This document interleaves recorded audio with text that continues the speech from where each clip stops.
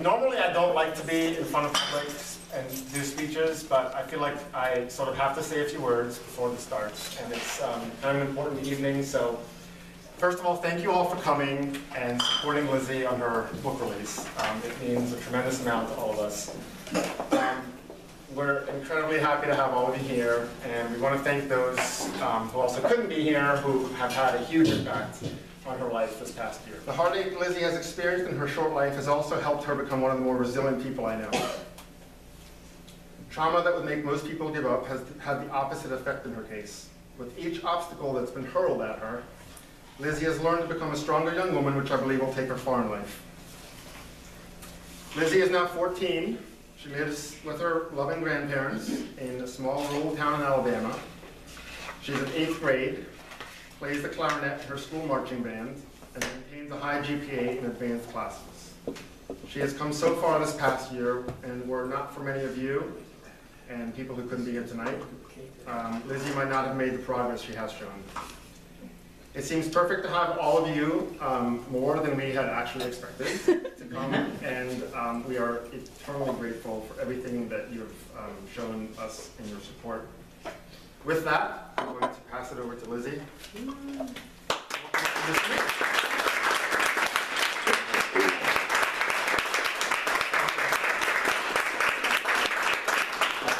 got some lipstick on you. It's okay. I tried. Hey. Hey.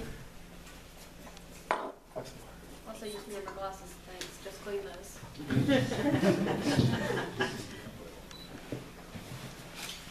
So Michael just got his sweat all over my glasses that I just cleaned.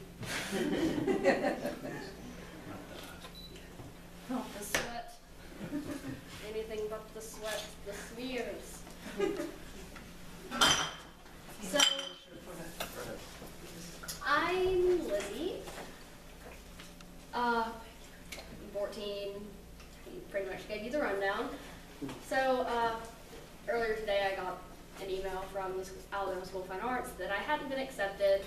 Cried about it for about 30 minutes. Went through the first stage of grief that was sadness. And now I'm just kind of pissed. But, so, regardless, here we are with this book that I still can't believe is mine. So I had my own copy in my bag, but I don't know where I put my bag. It's somewhere in this room, but who knows where. So I got a copy off the back table, which I will be signing books at after the reading, if you want your book signed, or if you need to buy one. So with that, I decided we're going to not start off with a super sad poem about my dead mother, and instead we will start off with a really angry poem about an old friend of mine. That's why I said old friend. So I had this old friend, and we had been friends for a couple of years. So it's safe to say we were really close. And about a month, maybe a month and a half, maybe 2 after my mom died, we got into a little argument, and there's a social media website called Tumblr, which I'm very active on. It was where I first started posting my poetry. And so he posted a poem about me on there that he didn't really even have the nerve to say it was about me, or tag me in it, or say to this person, which was really gutless and made me even angrier at him. But he spoke about experiences that I had told him about that I have in the poem. And it started off with, "You claim that I blame you for having a mother, something you do not possess." Keep in mind, this is really soon after my mom died, so the wound was still fresh. And this is my response poem to his salty poem about me, in which he claimed that my poetry sucked, and that I had a dead mother. Smells like bullshit. You claim that I blame you for having a mother when my own mother is gone. You, the immature child who falls off the swing and blames the one pushing you. You, who knew no weak points in my fight or flight response system, who chose to use my mother's suicide against me. You, who had the nerve to call yourself the perfect muse, who challenged me, claimed that you were disappointed that I didn't write a poem about you after I said goodbye. Here you go. Here is me, screaming through my keyboard, hoping you will find this railing siren of screw you, breaking those liquor bottles over your head and smashing in every one of your ribs, giving you the right to complain about the pain of a hurting heart now that your bones have skewered it. And here is my mother, the embodiment of fighting. She is kicking your mother's ass and yours with hers. And here is me, refusing to write you an I'm sorry poem, giving you this boiling blood instead. Here is your fucking poem.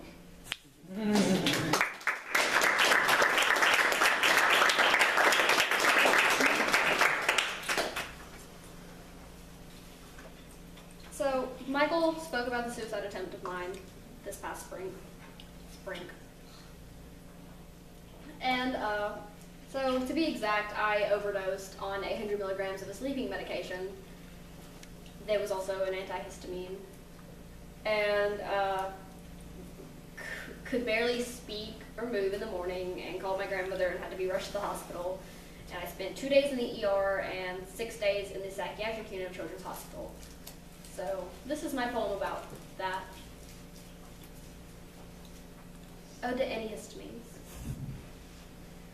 In the winter of my 7th grade year, I laid myself down in my bed, stared at the pink pills neatly arranged in front of me, and swallowed 800 milligrams of Benadryl. I was sure it would come. I hoped it would. When I reached the doors to heaven, my hands were stained from the pills, and the man told me I couldn't go in. When I touched the gate, my skin seared, so they sent me back to the quiet house as my grandmother worked at our town pharmacy, hands fumbling for my phone, eyes dry as the desert from taking too many antihistamines, and she drove me to the hospital. I spent 2 days in the emergency room, 30 minutes in an ambulance, rushing me to a different hospital because they didn't have a psych ward. A nurse told me he didn't believe I had overdosed because there were no signs I was suffering with depression badly enough to want to die. But he didn't know. At 13, I had convinced myself following my mother's suicidal footsteps and falling into the grave with her would fix my depression, told my body that if it could keep down the pills, I would get to see my brother again, would get another hug from my mom, and it believed me. I believed me.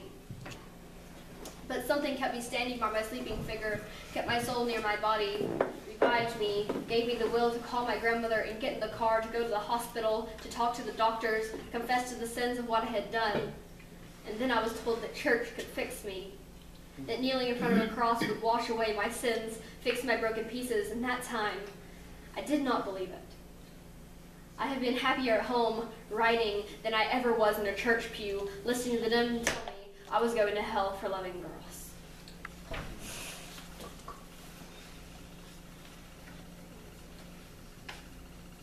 I'm not going to preface every poem because some of these don't really need one. And I suck at speaking, so. What? I know this poem is not about race. My eyes, they have rolled back in my skull. They are milky white. In the morning, that is what I will see. I will see milky white. I will see white light, white pills, the white bottle of vodka on my bedside table, the white ceiling. My mother, she used to tell me that the color white drove her crazy, that it made everything seem too clean, too pure to be normal. She used to say that in the visions, that's what he was. He was a pure white, a body of shine and ache, and she just couldn't take it anymore. My mother, she saw things like needles in her arm and the red soaked body of my older brother, the blood splattered on the wall, the tears in her veins from ripping out the drug needles. My mother, she was a lot like me. Some days I look in the mirror and I am scared I am becoming her. I am scared that the bags under my eyes are getting darker, that my veins are getting used more often than they should, and needles don't even scare me anymore. I don't know much about seeing things. My mother, she saw things way too often. Sometimes I think it might have been the drugs. I've never touched a drug needle in my life, but I hear things. Mama, I hear things. I hear him sometimes in the middle of the night. The gunshot, the crying. I hear you. I don't believe in the God that you love, but I hope you got to meet him. He was your biggest idol, I know. I wish I could have been him for you. Mom, I'm so sorry.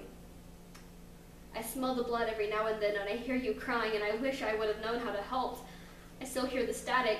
The radio I told you about, the one night you caught me trying to drown out the noise in my head. Mom, I think I take after you. I think my body is rotting. You told me you wanted to be cremated so that your body wouldn't rot, Mom, but you were dying anyway.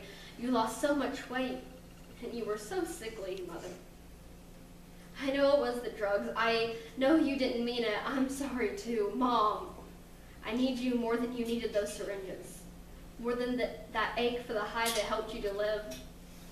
I still hear your voice sometimes. I still hear you cry.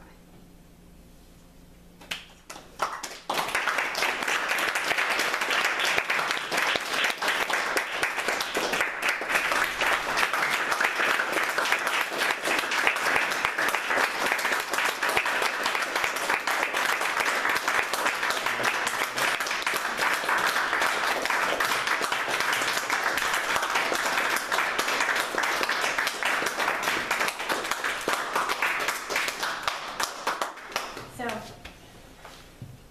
the prize that Asma has let go for a year for reasons that none of us can understand, but they'll realize their stupidity anyway, and she'll be there next year. But in the meantime... Or they'll email me and be like, we made a mistake. Which probably isn't going to happen. But one can dream.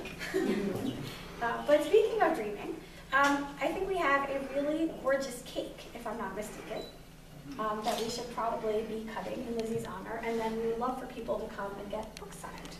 So why don't we go grab our cake? And if anyone wants to buy a book, I've been holding this one and my palm sweat is on it. It's authentic. Come here. I'm also giving out free hugs.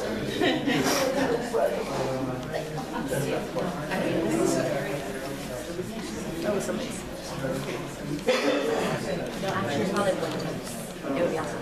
You okay? Yeah. I have a very good book for that. Don't bend you with my own book.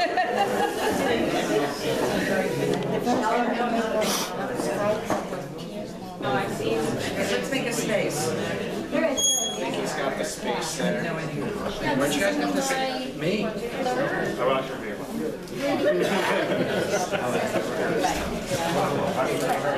Right. It's like Lizzie cake.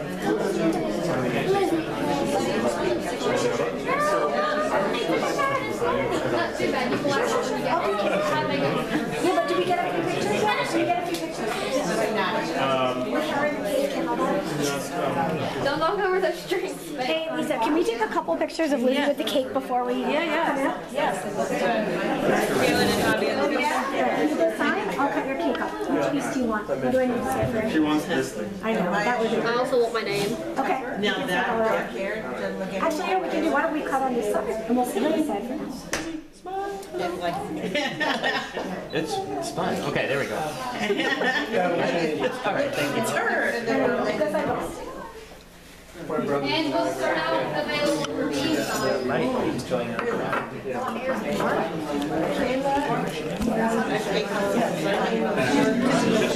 Too little, yeah. We didn't have them in the reading. Yeah. They were So rolling it up, turning around. Are you writing another book now? That's why I said she should sign each one in a different tone. There was a guy in San Francisco, and I saw he was teaching. Okay, wait, I want to feel no, come on. It was so nice to get. Yeah, you too. All the pictures.